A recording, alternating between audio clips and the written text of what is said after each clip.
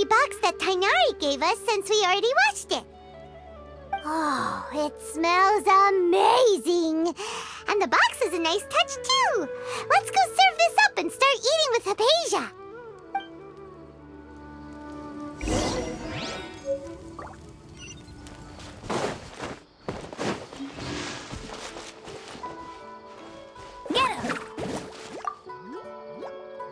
Are you already finished cooking? Smells delectable. I'm truly thankful whenever I can enjoy a proper meal like this. Cooking really isn't my forte.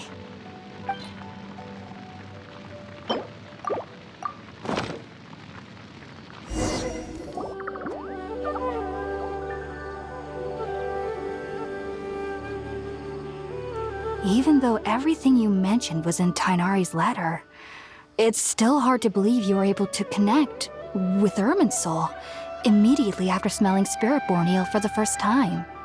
It took me nearly 3 years before I could do so. And everyone at the Academia even lauded me as a genius. You should know that some researchers spend their entire lives without ever successfully connecting with Irminsul as you have. So why does this incense allow people to connect to Irminsul? The ingredients used to make Spiritborn eel primarily consist of plants created by Greater Lord Rukkhadevata. These special ingredients are conducive to heightening our senses to the Dendro Archon's power. Since the root of the Dendro Archon's power lies within Irminsul, we can occasionally tap into her powers to peer into the depths of the earth. Naturally, anyone who can establish a connection with Irminsul in their first ever attempt must be a person of great understanding. Makes sense. But Paimon's got a question. Why was he sensitive to the smell of those plants for such a long time? That was primarily due to his body's unique constitution. Stimulated by the incense, he could perceive the Dendro Archon's power and experienced a sensory overload, hence the adverse reactions. Taking in any scent similar to the ingredients of Spiritborn eel would cause adverse effects. Not to worry, though. It appears you've already fully recovered. Technically, your body should still be sensitive to the powers of the Dendro Archon, but unless you're using intentional meditation techniques, the scent of Spiritborn eel should no longer trigger such reactions. Whew. Well, that's a relief. I must admit, I am quite envious of your abilities. Even if it meant suffering from pounding headaches for the rest of my life, I'd consider it worthwhile so long as I could connect with Irminsul at will. Whoa, you're really serious about this whole thing, aren't you? I am a researcher after all. As a member of the Ritawas Darshan at the Academia, my main area of research is the stars and their connection to the fate of living beings. But there is still so much we don't know, especially regarding the mysteries that lie in the starry skies. Which is why I must turn to the all-knowing Irminsul for answers. If only my perception wasn't so limited. Unfortunately, I cannot guarantee that my every attempt to attune with Irminsul will be successful, or that doing so will leave my consciousness intact. I am currently in the stage of training known as Satyavada life. Many researchers in Sumeru have lost their minds while seeking to attune with Irminsul during this stage. Sages have said that Irminsul contains divine knowledge, and touching such knowledge without the proper preparations and abilities will only lead to one's mind caving in on itself. That's why we meditate alone. We need to ensure that our minds will be calm while minimizing the possibility of involving anyone else. Whoa, so knowledge from Irminsul can be super dangerous. Don't you ever feel afraid of the risk, Hypatia? Of course I do. Especially during nights that are pitch black with no moonlight, and dead silent without even the sound of insects. However, I've been feeling better as of late. I don't get as scared anymore knowing that I have a little neighbor living nearby. I believe that being able to see them is a sort of blessing from the Dendro Archon. But what's strangest of all is that they're clearly an envoy of the God of Wisdom herself, and they have the curious power to make people dream. What's so strange about that? It doesn't sound so out of place for a divine being, does it? Well, it's strange because nearly nobody in Sumeru can ever dream. Huh. Is that true? Yes, well, to an extent. Only children can dream in Sumeru. Adults, however, never do. The sages say that wisdom implies rationality, but that which occurs in dreams is often neither rational nor logical. Yes, if one struggles with anxieties, those emotions could influence their dreams. The fact that the people of Sumeru do not have dreams is seen as a blessing by the sages. They believe that Greater Lord Rukkhadevata, the god of wisdom, is keeping us away from the foolish delusions you encounter in your sleep. I was born into a family of scholars in Sumeru City. Ever since I was a child, my parents would always tell me that I'll know I've grown up once I stop dreaming. I studied hard, enrolled as a student in the academia, and went on to become a researcher. Sure enough, I never dreamed again. But then, on the day I scared the little Aranara, I suddenly saw a dream again. It was incredible. Though I don't exactly remember what I saw, I clearly recall the feeling. I suddenly felt like I was a child again. Back then, I was foolish and ignorant as any youth would be, but I was free of fear. Maybe dreaming isn't as bad as we've made it out to be. Just be sure not to speak of this if you travel to Sumeru City. They'll look at you as if you've lost your mind. So, do you have any thoughts about the things he saw when he connected with Irminsul? Sorry. I'm afraid I don't have any answers as of now. All I can say is that what you saw is a memory contained within Irminsul itself. World forget me. What could that possibly mean? If only I could ascend past Satyavada life and begin Paripurna life, I might have some more answers for you. If you two are ever in the area again, please be sure to come and see me. There's no need to be thanking me. You two are my saviors. Besides, I'm already looking forward to tasting some more of your cooking.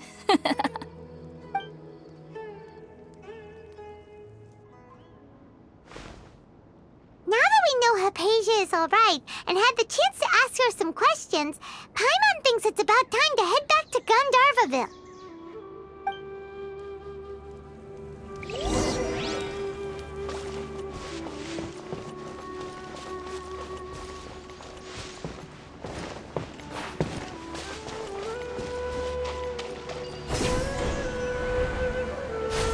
I won't let you down!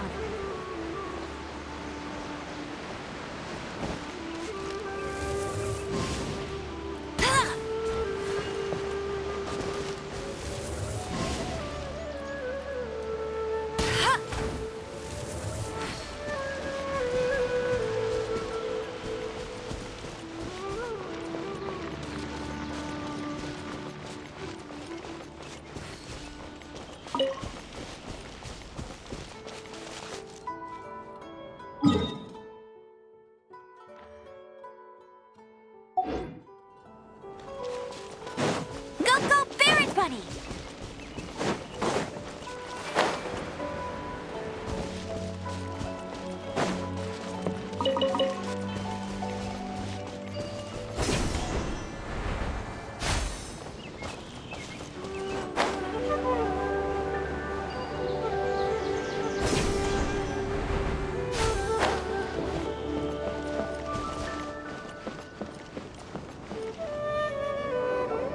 Think about it, Tighnari. Refusing to join is tantamount to burying your head in the sand.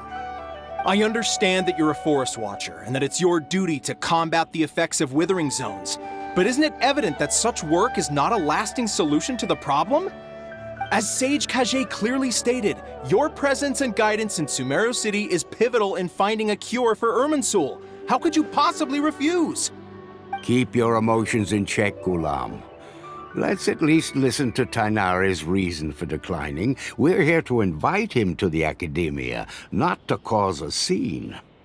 Sage Kage, I am truly honored that you came here in person, but I'm afraid I must still decline your invitation. I am merely a forest watcher. How could the great minds of the Haravatat have any need of someone like me? Well, it turns out that your refusal letter had some implications on your master's reputation. He is a renowned sage of the Immorta, after all. So now I've come here in his stead. I see. Well, I figured that given his temper, he would come here and berate me personally. Tighnari, your master is an integral part of this effort, and now he requires your assistance. And what exactly does my master need of me, Sage Kage? You'll know, once you've arrived in Sumeru City, that is. And, how long will I be required to stay? There's no definite answer as of now. Do you mean to tell me that, despite coming all the way here to Gandharvaville, you still can't answer the questions I laid out in the letter to my master? If that's the case, then I'm afraid I cannot give you a definite answer either. Tighnari, but you... So be it. Come, Gulam, we're leaving.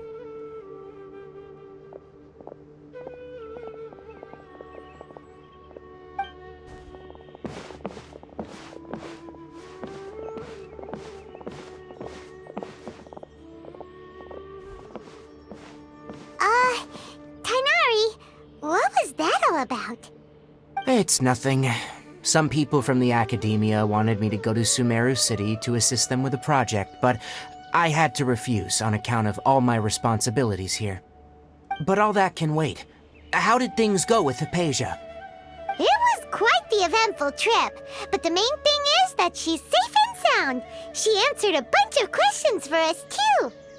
Very good. Now that the Traveler has made a full recovery, there shouldn't be any reason for you to tarry here longer. I assume you will be heading to Sumeru City, correct? That's right! We want to meet Lesser Lord Kusanali and ask her for advice. Do you have any idea on how we can find her? Sorry, I'm afraid I don't have any advice for you there. Well, do you at least know anyone we can try asking in Sumeru City? Let me think. My trips to Sumeru City have been fairly short, and most of my acquaintances are researchers. Oh, how about this? I'll write you a letter of introduction that you can give to a researcher I know. He's from the Amorta Darshan and is adept at gathering information. Asking him might prove worthwhile. Also, when you enter Sumeru City, you'll probably end up receiving something like this item here. I'm not sure if it will ever come in handy for you, but maybe you can give it a try. Oh? What is it? It's called an Akasha Terminal. It's a tool produced by the Academia that utilizes the legacy of Greater Lord Rukkhadevata. Some say that this item is the very basis of Sumeru's reputation as the City of Wisdom. Needless to say, this device and its usage fall under the Academia's expertise, so I'll leave it to them to show you how to use it. Great! Next up, Sumeru City! But wait, before that... That's right! Tighnari, we have something important to say to Kale before we leave. Is she doing better now? Yes, she's doing much better. After being confined to her bed all this time, I thought a little walk would do her some good. Last I saw her, she was taking the path towards the North Crossing. She knew you two would be leaving soon, so she must have wanted to see you off. Thanks, Tighnari. All right, let's go! Farewell, and good luck to you both.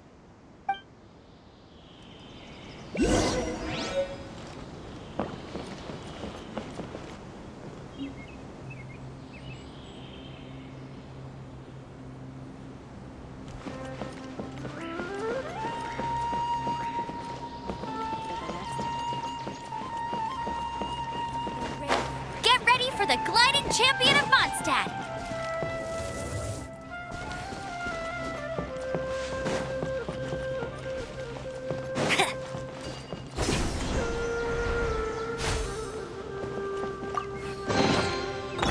target tracked down by Outrider Amber.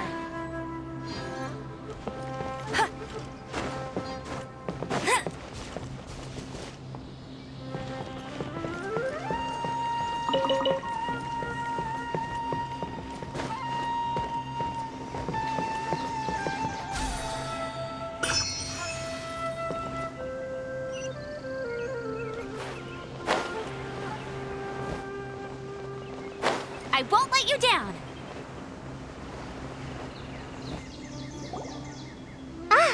I've been waiting for you two.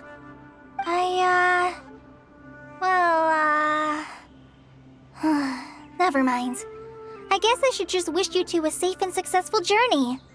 Thanks for waiting here just to see us off, Kale. We're headed to Sumeru City. Don't worry about me. I can take care of myself. My condition won't be getting in the way of my duties. I want to be a forest ranger after all. It's up to me and the others to protect the rainforest here. And, I'm sorry. I should have told you both about my condition when we first met. I just wanted you two to treat me as a normal friend, not some girl that needs your sympathy. But I guess now I understand that the most important thing is for friends to be genuine with one another. There's no need to apologize, Kale. We should be thanking you for trusting us enough to be your friends and sharing your past with us. We're probably still gonna worry about your condition, but that's because we're friends and we care about you. Thank you. That means a lot. Before you leave, I have something for you. Oh? What is it? It's my recipe for pita pockets. I told you that I'd give you a copy, remember? My handwriting is a little, messy, so please don't laugh. Yay! Thanks, Kale. Now we can eat those scrumptious little pitas whenever and wherever we like. I hope that whenever you eat them, you'll both remember your time here in Gandharvaville. Well then, I, trainee Forest Ranger Kale, bid you both farewell. Please visit Gandharvaville again. The Rangers will always be ready to assist you here.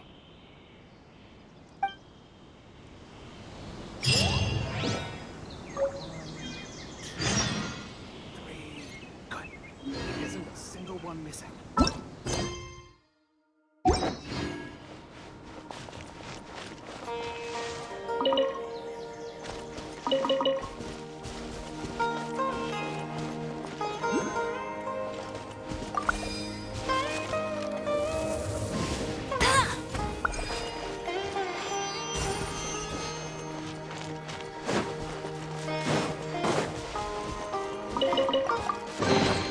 Another target tracked down by Outrider Amber.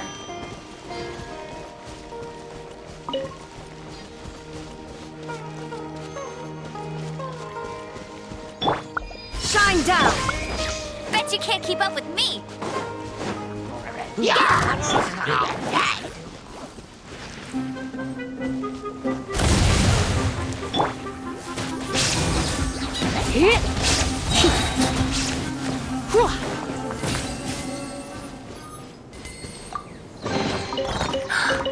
Oh my.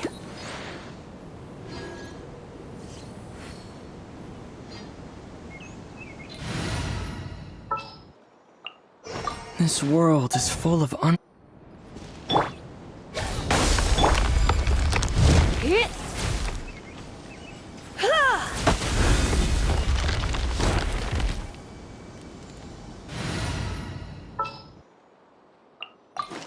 Amber reporting.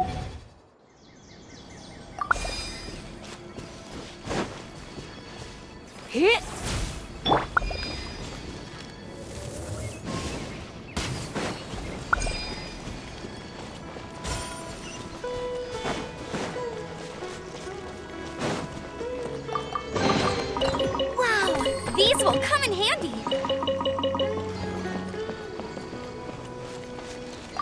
I'll race you there.